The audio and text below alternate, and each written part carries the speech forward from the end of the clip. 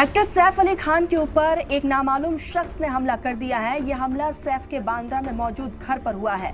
सैफ अली खान की टीम की तरफ से आए बयान में बताया गया है कि सैफ अली खान के घर में चोरी की कोशिश हुई। वो फिलहाल अस्पताल में है और उनकी सर्जरी चल रही है।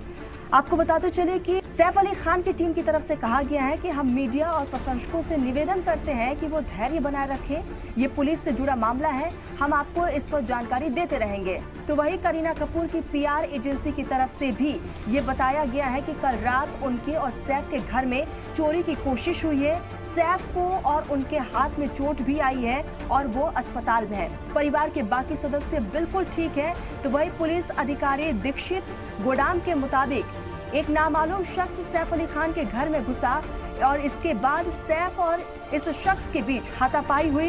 एक्टर इसमें घायल हो गए हैं और उनका इलाज चल रहा है और लगातार इस पूरे मामले को लेकर पुलिस की तरफ से तफ्तीश भी की जा रही है।